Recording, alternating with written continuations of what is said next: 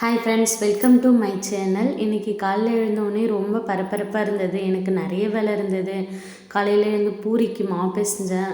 பசங்களுக்கு அடுத்து வடகறி செய்கிறதுக்கு எல்லாத்தையும் ரெடி பண்ணிவிட்டு வாஷிங் மிஷினில் துணியெல்லாம் போட்டுட்டு இன்றைக்கி கடைக்கு போகணுங்கிறதால நான் சீக்கிரம் கிளம்புனேன். ஏன்னா என்னோடய ஃப்ரெண்டுக்கு வந்து மேரேஜ்க்கு கிஃப்ட் வாங்கணுங்கிறதுக்காக போயிருந்தேன்.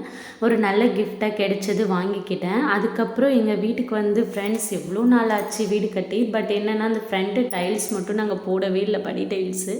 ஸோ அதுக்காக படி டைல்ஸ் பார்க்கலாம் அப்படி சொல்லி போயிருந்தேன். பட் அதையும் இன்றைக்கி பார்த்துட்டு வந்துட்டோம். ஏன்னா ரொம்ப நாள் ஒரு விஷயம் இழுத்துகிட்டே இருந்தது. அதையும் பார்த்துட்டு வந்து அடுத்து வீட்டுக்கு வந்தோடனே மறுபடியும் என்னோடய ரொட்டீன் ஒர்க் ஆரம்பிச்சிட்டேன். டிஎன்பிசிக்கு நான் படிக்கிறேன்றது உங்களுக்கு தெரியும். ஸோ அது என்னென்னா மறுபடியும் உட்காந்து படிக்க ஆரம்பிச்சிட்டேன். ஒரு ஏஜ்க்கு மேலே படிக்கணுன்றது ரொம்ப கஷ்டமாக இருக்குது. அதுலேயும் குழந்தைங்க வீட்டில் வச்சுக்கிட்டு அவங்களுக்கு எல்லாத்தையும் பண்ணிட்டு அவங்க கிளம்புன பிறகு தான் நம்மளால் உட்காந்து ஃப்ரீயாக படிக்க முடியும். இது நிறைய அதாவது வீட்டில் இருக்கிற எவ்வளோ லேடிஸ் வந்து இது பண்ணுவீங்க.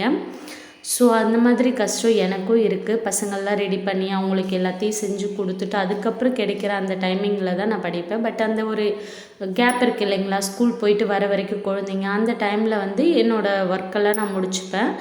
என்னால் முடிஞ்ச அளவுக்கு போன டைம் இந்த எக்ஸாம் எழுதினேன். பட் அதை என்னால் அச்சீவ் பண்ண முடியும்.